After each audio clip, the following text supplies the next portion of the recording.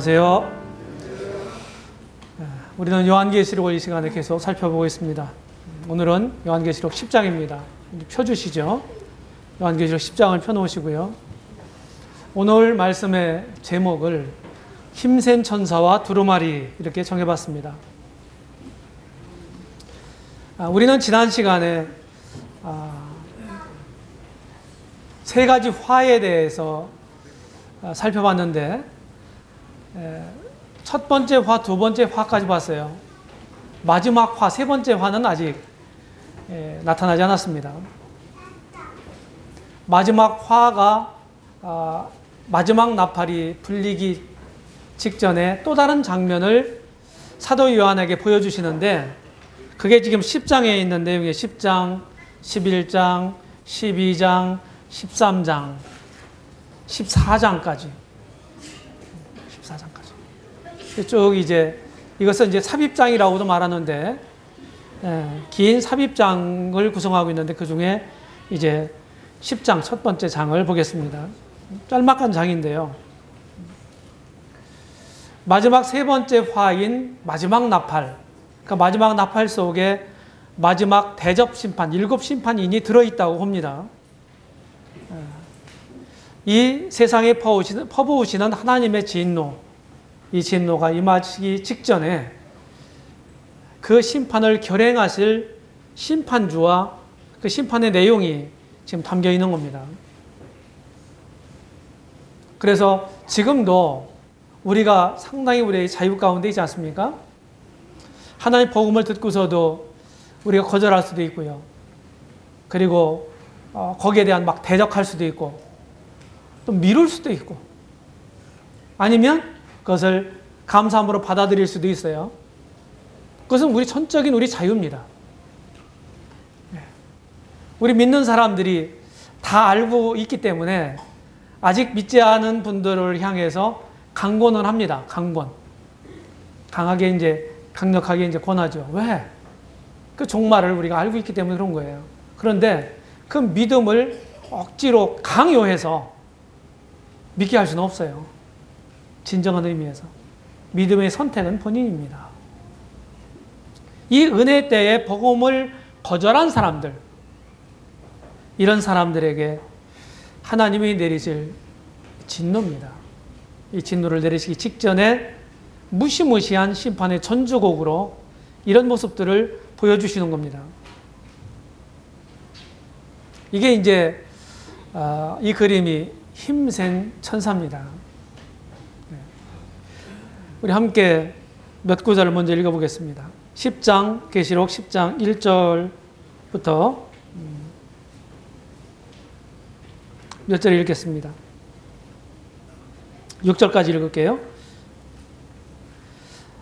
내가 또 보니 힘센 다른 천사가 구름을 입고 하늘에서 내려오는데 그 머리 위에 무지개가 있고 그 얼굴은 해 같고 그 발은 불기둥 같으며 그 손에 펴놓인 작은 책을 들고 그 오른발은 바다를 밟고 왼발은 땅을 밟고 사자의 부르짖는 것 같이 큰 소리로 외치니 외칠 때에 일곱 우리가 그 소리를 발하더라.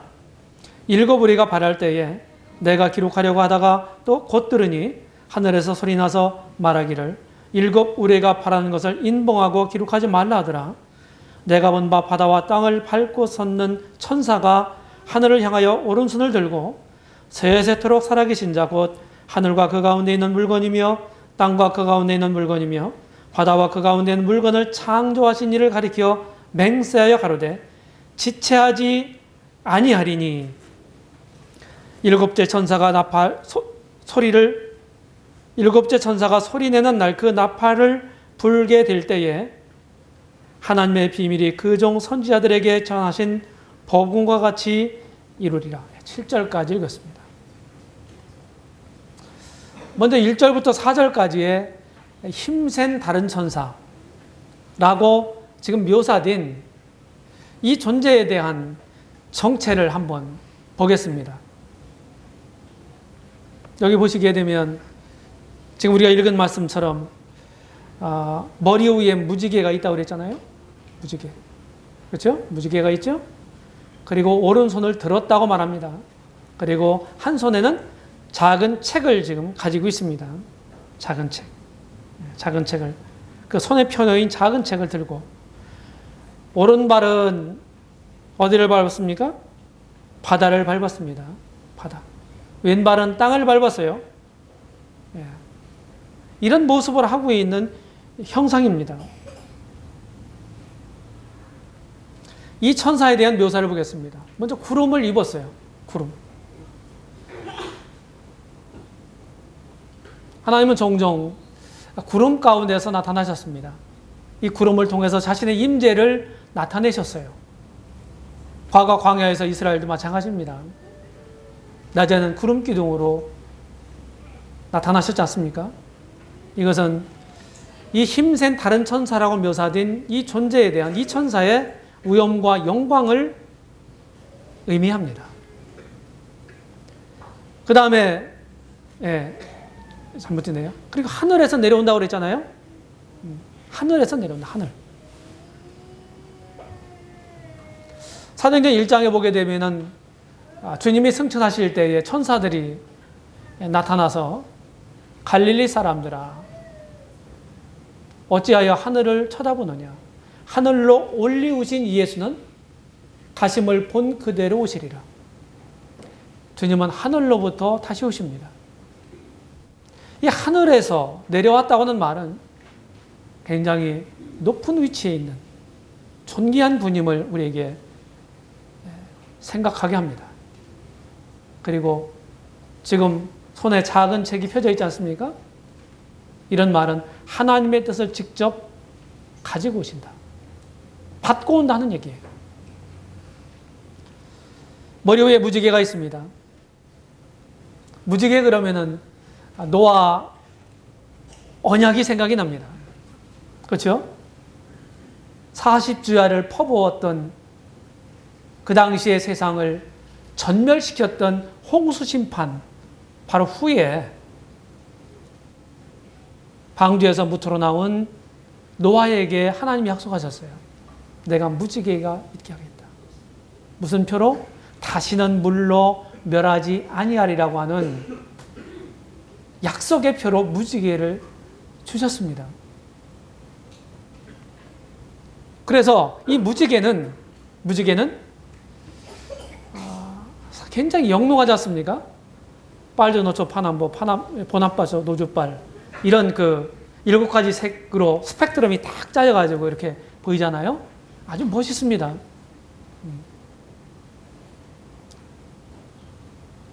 하나님의 영광스러움도 생각하게 할 뿐만 아니라 하나님의 약속을 기억하게 합니다. 약속은 반드시 이루어집니다. 하나님의 하신 약속이 이루어지지 않은 게 없고요. 또 앞으로 이루어지지 않은 것, 미성취된 것은 반드시 이루어질 것입니다. 하나님은 이랬다 저랬다 하는 분이 아니에요. 시건하는 분이 아닙니다. 그래서 하나님은 시건하시는 분이 아니에요. 약속을 한번 하신 것은 반드시 그 약속을 이루신다고 말씀하셨습니다.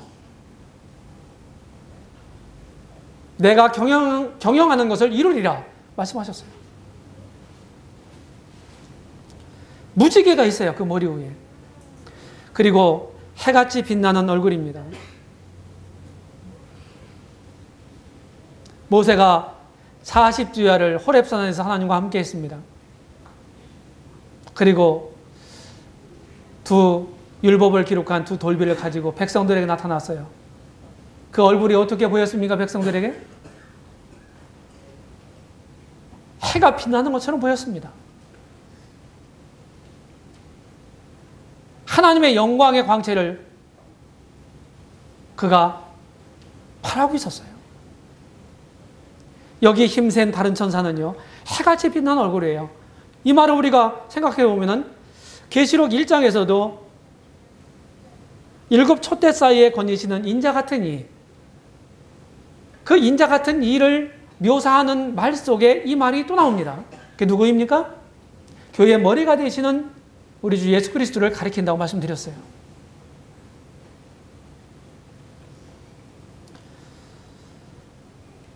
불기둥과 같은 발을 가져요. 불기둥. 뭐 노수로 된 뭐 주석과 같은 팔 이렇게 말합니다. 그것은 이제 심판과 많이 관련되어 있어요. 노지라고는 세붙이는 금속은요. 불기둥과 같은 팔을 가졌어요. 우리 주님은 초림하신 주님은 매우 연약한 모습, 마치 마른 땅에 나온 줄기와 같아서 사람들이 보기에 흠모할 만한 것이 없었던 그런 분으로 자신이 만드신 피조물로부터 학대받고 천대받고 멸시받고 말 그대로 따귀도 맞고 침뱉음도 당하고 이런 모습의 초림 주님이셨습니다. 그런데 그 십자가의 죽으심과 부활을 통해서 구속을 이루시고 승리를 거머쥐신 영광과 존귀로 관쓰신 그분은 이제 더 이상 그때 그 모습을 가지고 있지 않습니다. 강력한 파워를 가지고 있는 것입니다. 이분이 우리가 사모하는 주님이십니다.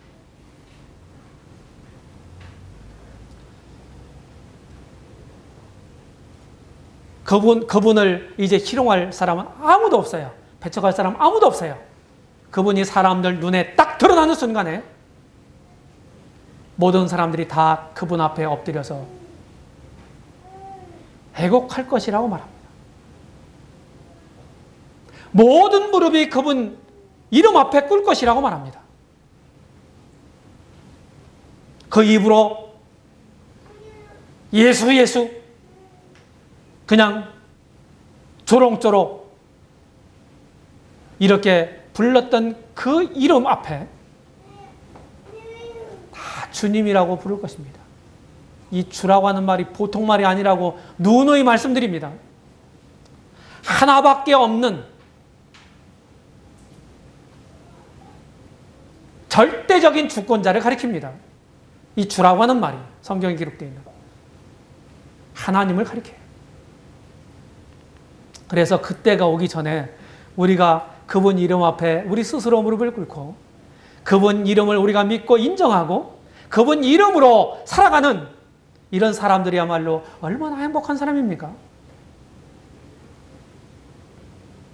펼쳐진 작은 책을 인봉된 덮어진 책이 아니라 펼쳐진 책을 들고 있습니다.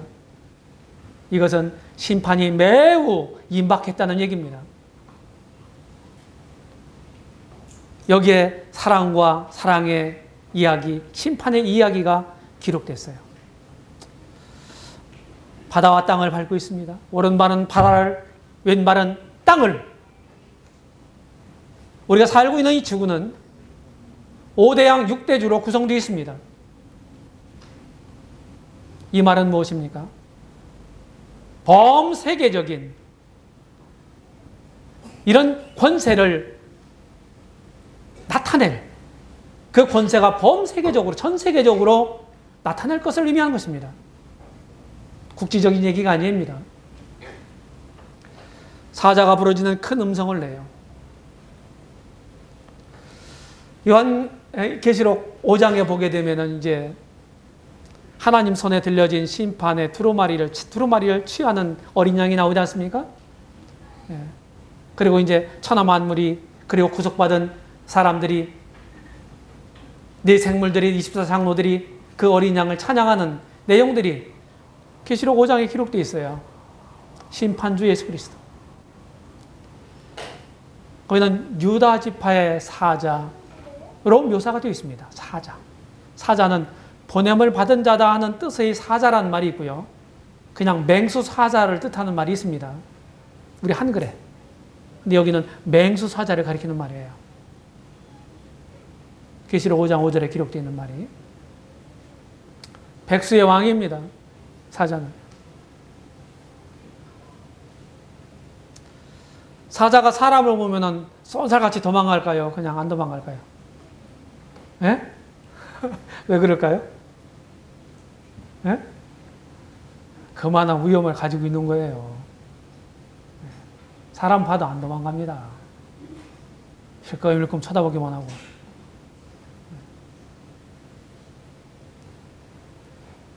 일곱 우레소리를 바랍니다. 일곱 우레.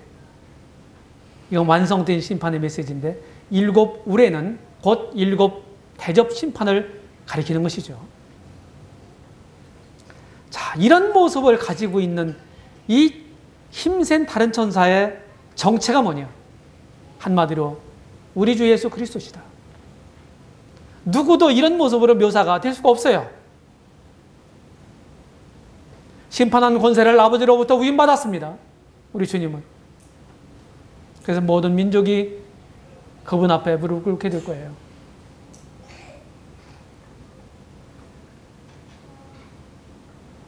하늘과 땅의 모든 권세를 내게 주셨다. 주님 말씀하셨어요. 그렇죠? 마태복음 20장, 28장 20절에서 18절에서 하늘과 땅의 모든 권세. 이것을 거머쥐신 분이 누구예요? 우리 주님이세요. 우리는 환경을 믿는 사람이 아닙니다. 환경이 좀 더 좋아지고 우리가 생각하는 대로 더 좋아지고 우리가 뜻을 행하기에 더 좋아지고 물론 그럼 좋겠죠. 근데 우리가 그걸 믿는 게 아니라 그 환경과 조건을 초월해 계신 그분을 믿는 거예요. 그래서 우리는 믿음으로 그런 것들을 극복하고 나가야 합니다. 이게 믿음으로 사는 삶이에요. 마치 12 정탐꾼들처럼 그 땅을 약속한 하나님을 보지 못하고 환경만 보고 들어와서 불신복으로 했던 그런 우매함과 패단이 그때만 있었습니까? 우리의 현실 가운데서도 우리의 삶 속에서도 여전히 일어난다고 하는 거예요. 불신복을 함으로써 그의 동조한 200만이 넘는 이스라엘 사람들이 기성세대가 어떻게 됐습니까? 다 광야에서 죽었습니다. 아, 이런 조건 때문에 안 돼. 이런 조건 때문에 안 돼. 이런 많은 핑계를 대죠? 그게 무엇입니까? 불신입니다. 이 천사는, 힘센 다른 천사는 예수님이시다. 앞으로 일어날 모든 심판들에 대해서도 전부 일관되게 심판조가 누구냐? 우리가 주님한테 갔을 때도 그리스도의 심판대라는데도 주님이 심판하세요. 우리 삶을 평가하세요. 환난기 때도 주님이 심판을 집행하시는 분이십니다. 열방의 심판 때도 주님이 인자가 영광 가운데 오셔서 그 영광의 보좌에 앉으셔서 열방을 심판하십니다. 인류 최후의 종말에 인류 역사의 종말에 있을 크고 힘보자의 심판 때도 거기 우리 주님이 앉으시는 거예요. 우리가 이런 분을 섬기고 있는 겁니다. 정리하면 이렇습니다. 힘센 다른 천사의 정체는 우리가 믿는 주 예수 그리스도시다.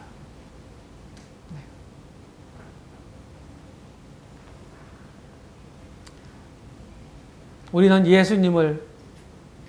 예수님이라고 부르지 않습니다. 뭐라고 불러요? 주님이라고 부르는 것입니다. 예수님이라고 부르는 거하고 주님이라고 부르는 거하고는 하늘과 땅 차이입니다. 우리에게 그런 특권이 있는 거예요. 특권이. 하나님을 아버지라고 부를 수 있는 특권이 있어요. 우리가 그 특권을 누려야 됩니다. 예배에 대해서도 우리 주님 요한복음 4장에서 말씀하셨어요. 아버지께 예배할 때가 온다. 아버지께 예배할 때가 온다. 누가 예배하는 거예요? 하나님의 자녀들이 예배하는 것입니다. 두 번째 단락에서 5절로 7절을 보게 되면은 우리 이미 읽었죠? 심판의 선포와 맹세를 하십니다. 여기 6절에 보게 되면은 하늘과 땅과 바다 가운데는 모든 물건을 창조하시니 만물의 주권자죠. 어떤 물건을 만들었습니다. 만들어진 게 있어요. 그러니까 만들어진 것의 주인은 누구예요? 만든 그분입니다. 맞아요? 현대적으로 우리가 생각해 보면요. 기업에서 어떤 물품을 생산했습니다. 그 생산한 물품은 누구 겁니까? 소유가 누구 거예요? 그 생산한 기업 겁니다. 거기에다가 가치를 매겨서 판매를 하는 거예요. 정당한 가치를 부여하고 그 값을 매겨서 파는 겁니다. 그럼 정당한 그 값을 지불하고 사면은 소유가 누구게 되는 거예요? 산 사람께 되는 겁니다. 하늘과 땅과 바다에 있는 모든 물건을 창조하신 분, 만물의 주권자 하나님을 가리키는 말입니다. 세세토록 살아계신 자, 그리고 우주를 창조하신 이로 묘사가 되고 있지 않습니까? 이런 하나님을 우리가 어떻게 대접하고 살았나요? 지금 여러분들이 지금 어떤 대접을 하고 사십니까? 이 하나님 몰랐어요. 내 마음대로 살았습니다. 나의 주인이 누군지도 몰랐어요.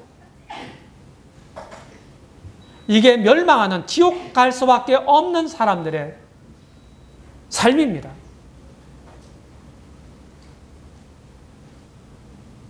그것이 죄의 본질이에요. 생수 되신 하나님을 버린 것, 반역한 것, 그분의 말씀을 알고도 거역하는 것, 이것이 우리 인생들이 너무나 흔하게 짓는 죄악입니다. 복음을 통해서 우리가 하나님을 알았어요. 이런 하나님께로 돌아왔습니다. 이번 하나님을 이제 마음의 중심에 모시고 살아가는 것입니다. 이것이 신앙생활입니다. 믿음을 먼저 신앙을 갖고 그 신앙을 따라서 살아가는 것이, 하나님 중심으로 살아가는 게 신앙생활이에요. 성경에서 말하고 있는 기독교 신앙은 잃어버린 하나님을 내 마음 중심에, 내 삶의 중심에 도로 모셔온 것입니다. 이것이 성경에서 말하고 있는 신앙이에요.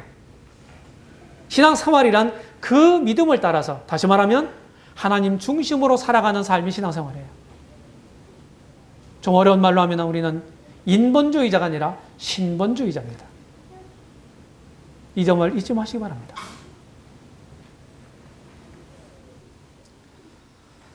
심판조 그리스도가 5절에 묘사가 되어 있어요. 그렇죠?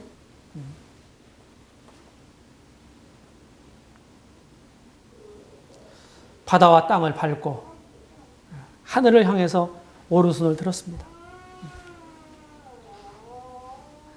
위풍당당한 심판의 주님을 우리는 봅니다.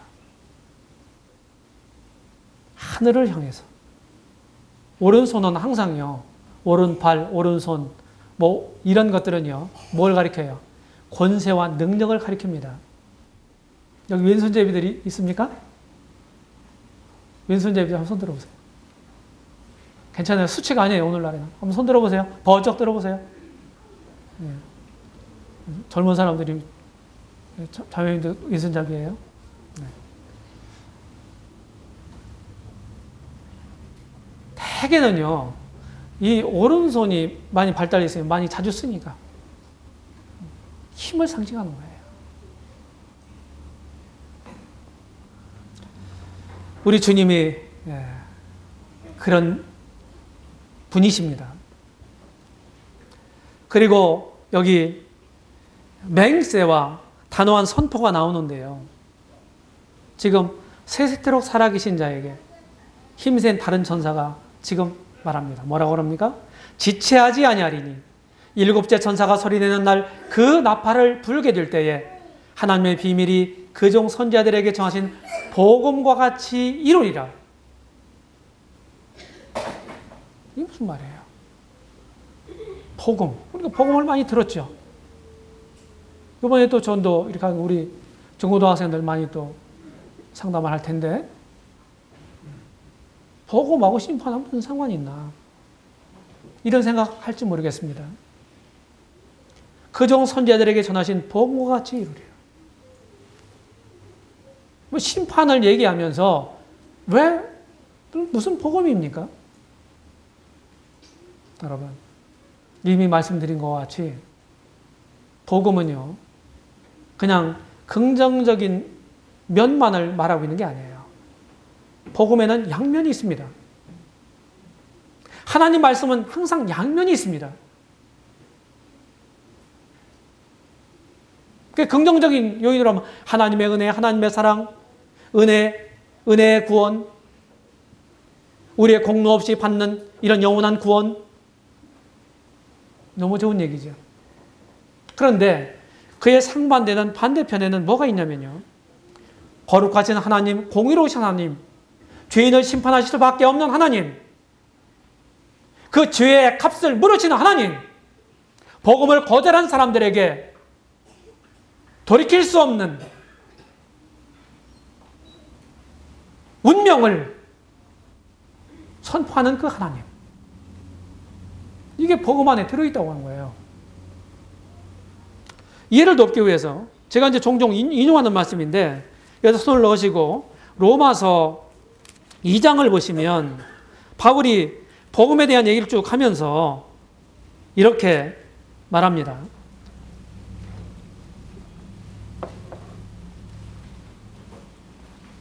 로마서 2장 16절에 보시면 곧 내 복음에 이른 바와 같이 하나님이 예수 그리스도로 말미암아 사람들의 은밀한 것을 심판하시는 그날이라. 바울이 하나님의 복음의 사명을 받았습니다. 열심히 목숨을 내놓고 복음을 전했어요.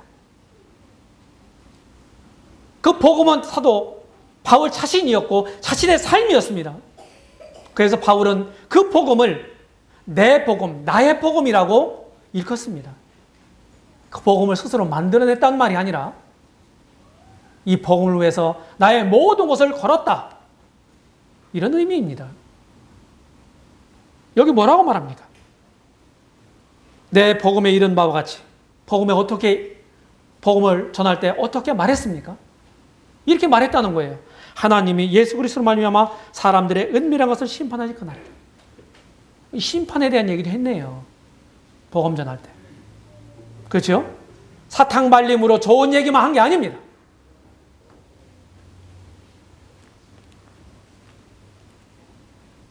하나님의 비밀이 그종 선지자들에게 전하신 복음과 같이 이르리라. 여기 지금 이 두 구절에서 엄숙한 맹세가 있어요. 지체하지 아니하리라. 하나님이 참으실 만큼 참으셨어요. 기다리실 만큼 기다리셨습니다. 천하 범사의 기한이 있는 법이에요. 지금 우리는 초겨울로 접어들고 있습니다. 절기가. 심판을 더 이상 미루시지 않습니다. 시간은 얼마 남지 않았어요. 이제 즉각적으로 집행할 것에 대한 선포입니다. 베드로서 3장에 보게 되면은 하나님 뭐라고 말씀하십니까? 하나님이 너희를 대해서 오래 참으사 다 회개케 하여 멸망에 이르지 않기를 원하신다. 회개하기를 원하시느니라. 이렇게 말씀하셨어요. 오래 참으셨어요. 참는 것도 한계가 있는 겁니다. 진노를 쏟아 부으시는 날이 있어요. 힘센 다른 천사가 지금 맹세합니다.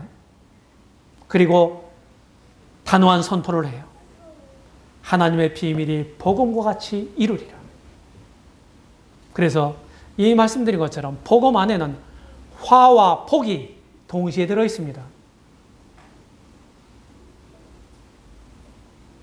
요한복음 3장 14절부터 모세가 광야에서 뱀 얻은 같이 인자도 들려야 하리니 이는 저를 믿는 자마다 영생을 얻게 하리 구원을 받게 하려 합니다. 하나님이 세상을 이처럼 사랑하사 이렇게 좀 얘기를 하고요. 36절에 보게 되면 아들을 믿는 자는 영생이 있고, 그렇죠? 그 다음 구절이 뭐라고 되어 있는지, 아들을 순종치 아니하는 자는, 믿지 않는 자는 하나님의 진노가 그 위에 머물러 있느니라. 양면을 말하고 있는 거예요. 그래서 이 복음을 받아들이는 사람, 받아들이는 게 뭡니까? 영어로는 accept 하는 거예요. 히브리서 4장에 의하면, 4장을 인용하면은 너희 믿음을 너희 마음과 화합지 아니하며, 이런 표현이 있어요. 화합지 아니한다. 이 화합한다는 말이 콤바인이라는 말을 썼습니다. 영어 단어로 콤바인. 뭐 농기계 콤바인이라는 거 있죠. 여러 가지 막 일을 할 수 있는 기계입니다.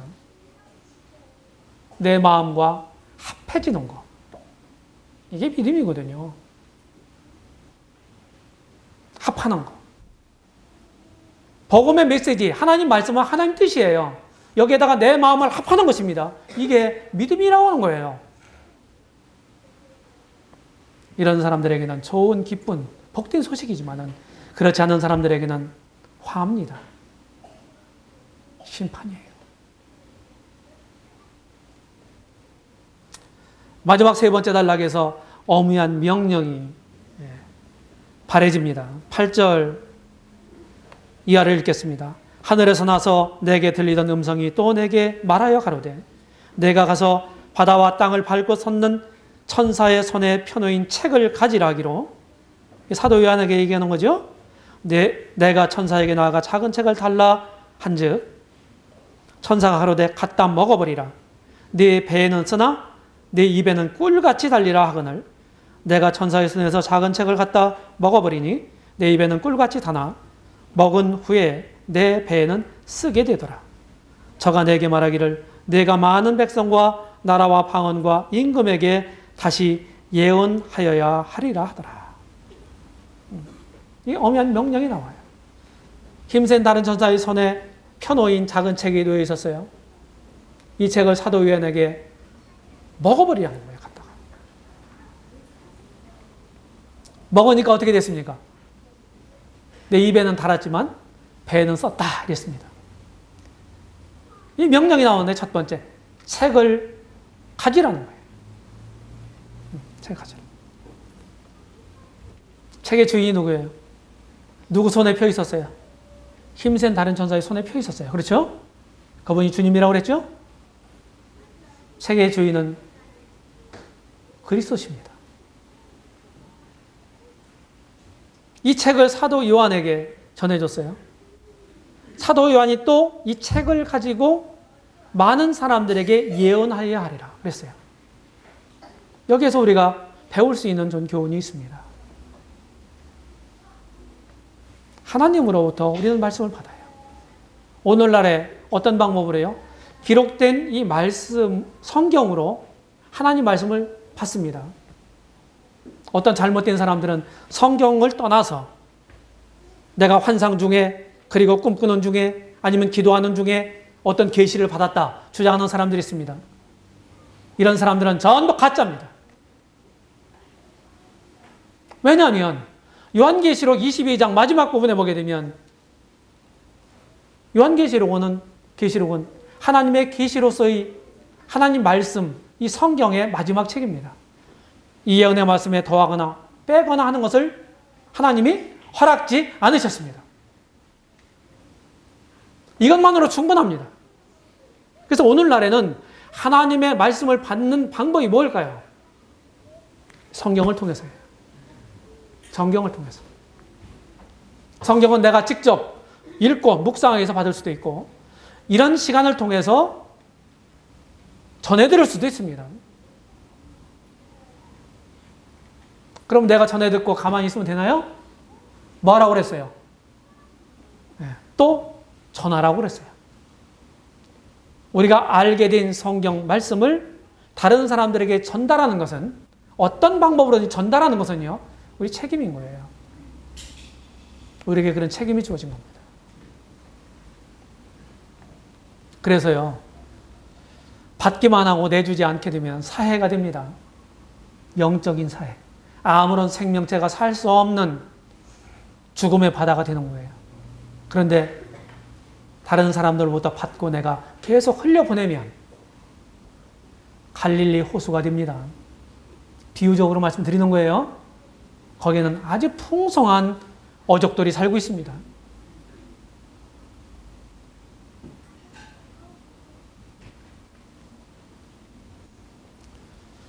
우리의 능동적인 행동이 필요해요.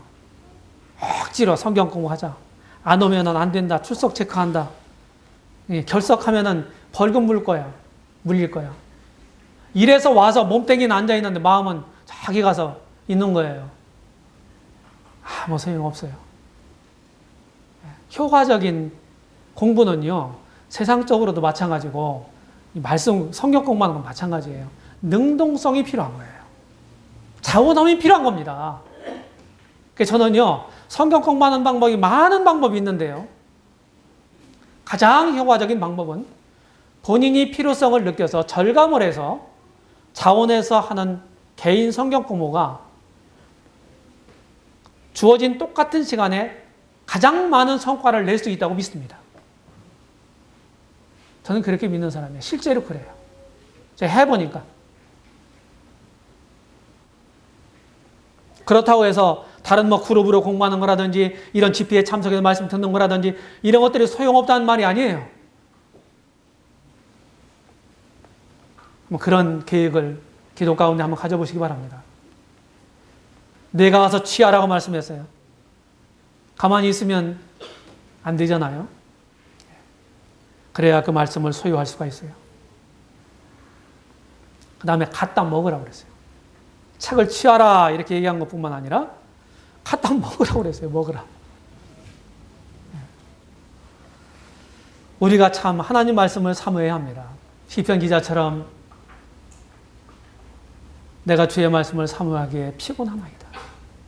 주의 말씀이 내 입에 꿀, 곧 성이 꿀보다도 더 달도석이다. 하는 고백을 해야 되는데 이게 언제적 일인가? 내가 신앙생활 과정 가운데 이럴 때가 있었나? 있으셨습니까? 먹어도 채워지지 않는 그런 갈급함을 경험해 보셨습니까? 이게 정상이거든요. 이런 경험을 한 번도 안 해봤다는 얘기는 불행한 일입니다. 하나님 말씀을 갈급해야 되는 거예요. 생명이라고 하는 건요. 생명은 먹잇감을 찾습니다. 먹잇감을 찾아요. 식물이든 동물이든 사람이든 상관없이. 어린아기가 생명체로 태어나요. 본인이 의사표현이나 이런 의지적인 결단이나 이런 걸 할 수가 없는 그런 어린아이, 그런 상황에서도요. 생명이 있다고 하는 그 자체만으로 그는 엄마 젖을 구합니다. 맞습니까? 이게 정상이란 말이에요. 구원받았다고 하면서 하나님의 생명인 영생을 내가 소유했다고 하면서 그런 건 없어. 이게 현대 기독교의 문제입니다. 진짜 거듭난 사람은, 진짜 구원받은 사람은 그럴 수가 없어요. 내가 구원받았다고 그렇게 목소리를 높이면서도 내 영적인 양식인 하나님 말씀은 사모하지 않는 거예요. 이게 나의 신앙의 근본적인 부분을 깊이 제거해야 될 중요한 징표입니다. 기억하십시오. 침례가 중요한 게 아니에요. 그래서요, 이런 말을 하면 또 혼란에 빠지실지 모르겠지만, 침례는 사람들이 분별해서 주잖아요. 본인의 어떤 고백과, 그리고, 그 고백이나 그런 걸 토대로 해서 분별하는 거예요. 저 같은, 저 인도자들도. 다른 방법이 없잖아요. 그래서 침례를 주는데, 침례 받는 사람들은 거듭난 사람들만 받는 거잖아요. 성경에 보면 믿은 사람들만 진짜로. 근데 침례 받았다고 해서 하나님 앞에서 모든 사람, 침례 받은 모든 사람이 진짜 천국에 다 간다. 이렇게 우리가 감히 말할 수 없어요. 혼란스러우십니까? 그러면은 진지하게 이 문제를 검토해 보시기 바랍니다. 내 삶을 돌이켜보세요. 생명의 징표가 있는지. 심각한 문제예요, 사실은. 이게 잘못되면 나는 영원히 잘못되는 거예요. 사람들한테 인정받을 수 있어요. 눈속임 할 수 있어요. 근데 하나님은 그렇게 할 수 없거든요.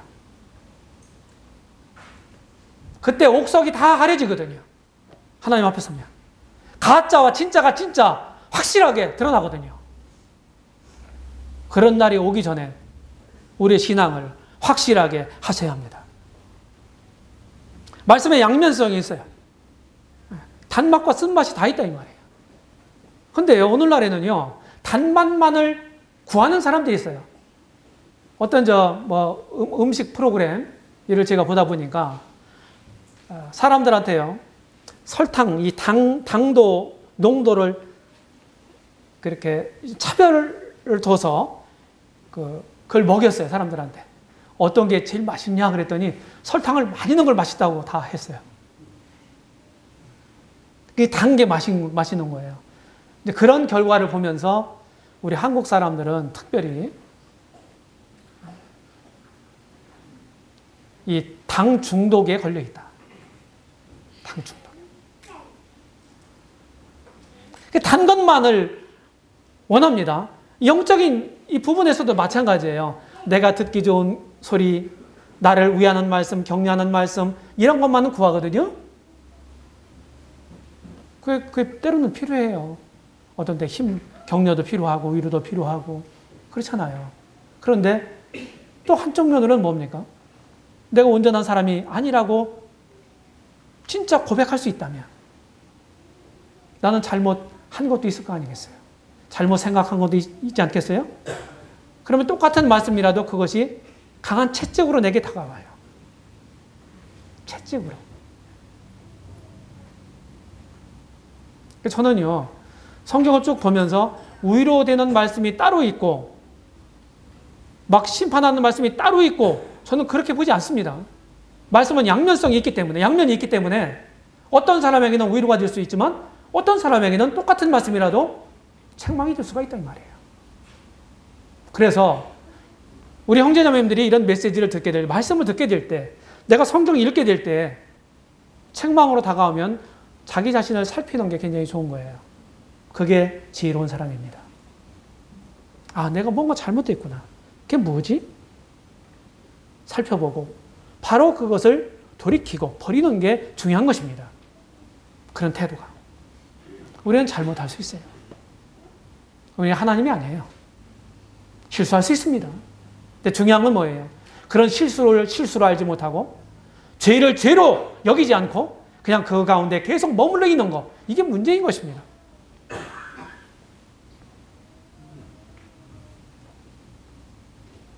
말씀은 단면이 있고 다른 면이 있고 쓴 면도 있다. 이 사실을 기억하시고 어떤 말씀을 읽을 때나 들을 때 내게 어떻게 다가오는가.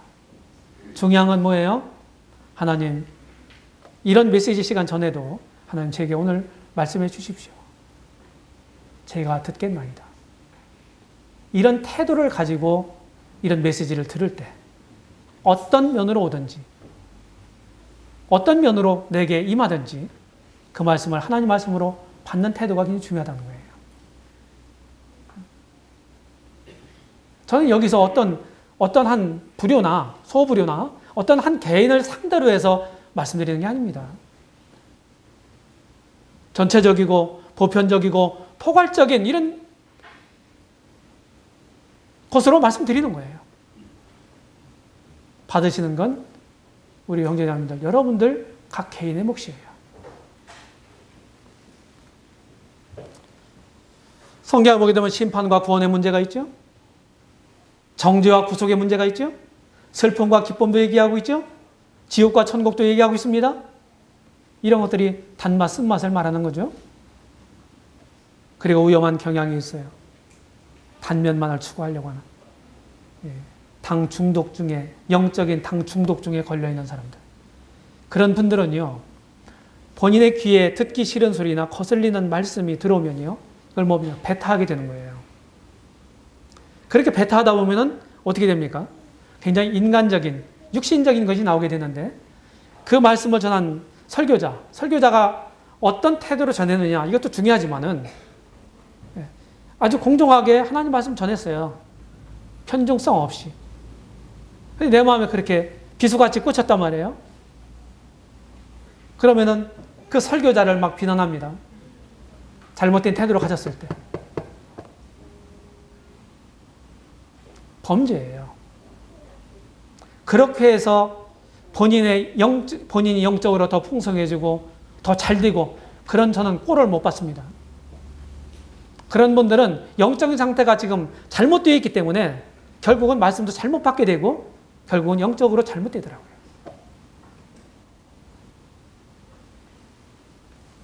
다시 예언해야 하리라. 이렇게 마지막 절 11절에서 말씀하고 있는데 하나님 말씀을 받은 사람들은 전해야 된다고 말씀드렸죠? 어떤 면으로 전해주세요. 뭐 교제라는 이름으로 전해줄 수도 있고요. 뭐 소그룹이나 개인 뭐 상담이나 이런 루트를 통해서도 전할 수 있어요. 말씀은 가감 없이 전해야 합니다. 남녀노소 지위 고하를 막론하고 하나님 말씀 앞에서는 평등하죠? 가감 없이 전해라. 저는 이런 성경 공부 간증을 이렇게 드리면 다 설명드릴 수 없어요. 제 신앙생활이 1975년에 구원받은 이래로 지금까지 쭉 하면서 집중적으로 말씀을 공부했던 때가 있어요. 그게요, 한 11년밖에 안 되더라고요. 제가 지금 몇 년입니까? 지금 7년, 8년 됐습니다. 구원받은 지. 근데 그 세월을 성경 공부를 마음을 두고 계속 집중해서 공부했던 때가 다 합해서 한 10년 남짓 하더라고요. 우리 항상 말씀을 창념할 수는 없어요. 살아가다 보면. 결론을 말씀을 드리겠습니다.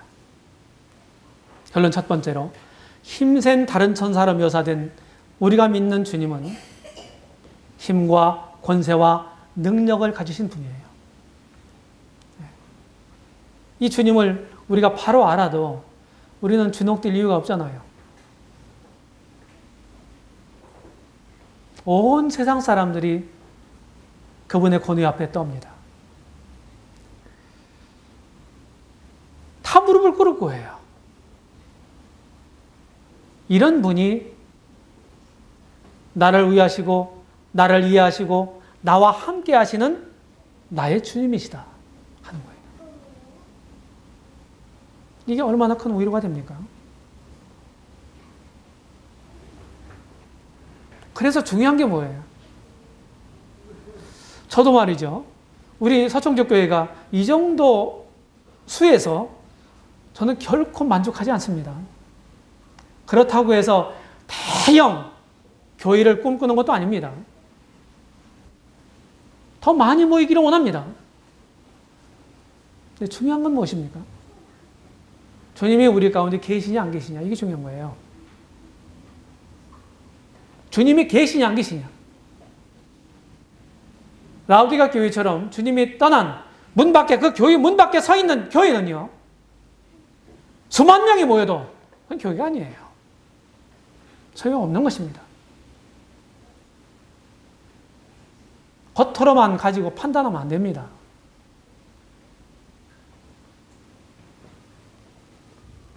결론 두 번째로 주님의 손에 펴놓인 책을 우리는 취해야 합니다. 어린아가 엄마 저들 달라고 막 보채잖아요. 사슴이 시냇물을 찾지 않습니까? 이런 것처럼 이 말씀을 사모하고 또 묵상하고 공부해야 돼요. 어떤 분들은 그런 얘기를 하더라고요. 네. 우리가 행하는 일에는 제한이 있지 않습니까? 네, 우리는 완벽한 사람이 아니에요.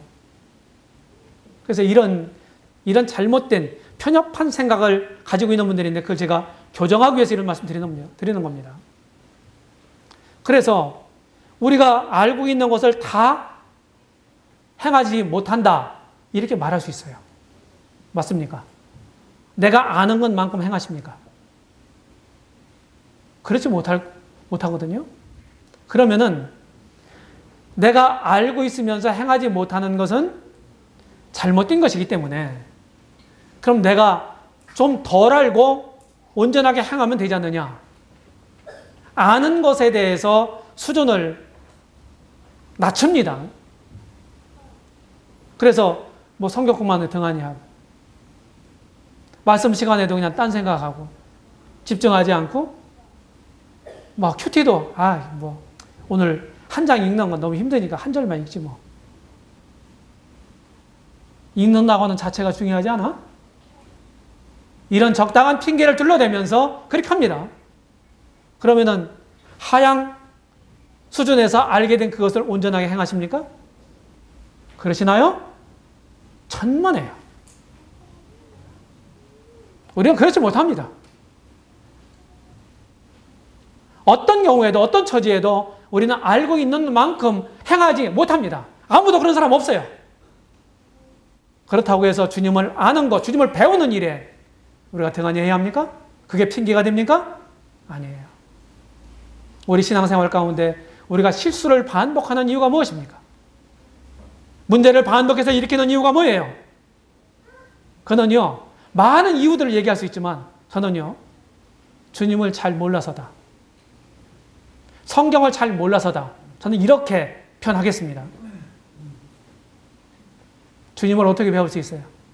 성경을 통해 배울 수 있어요. 성경 주인공이 그분이잖아요? 그래서 우리 개인적인 삶이나 교회의 문제나 이런 문제들이 일어난 이유는요, 다 신앙의 미숙으로부터 오는 것입니다.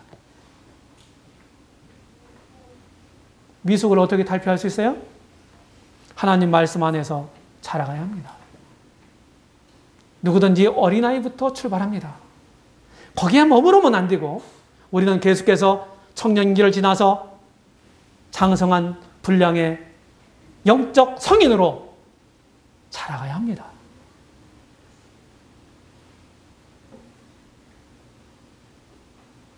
하나님은 결코 무식을 찬성하시지 않습니다. 예전 호세아 선지자는 내 백성이 지식이 없음으로 망하는도다. 오늘날에도 그 원리는 여전히 유효합니다. 하나님 말씀 몰라서 망할 수 있어요. 이 점을 꼭 마음에 두시기를 바랍니다. 주님을 배우고 주님을 알아가는 일에 진력하시기 바랍니다. 사도 베드로처럼 주 예수 그리스도를 알기에 게으르지 말고 이런 표현을 쓰고 있고 베드로 후서에서 그리고 마지막 3장 베드로 3장 18절 마지막 절에 보게 되면 주 예수의 은혜와 저를 아는 지식에서 살아가라고 말하고 있는 것입니다. 주님을 배워가시고 자라가시기 바랍니다. 네, 기도하겠습니다.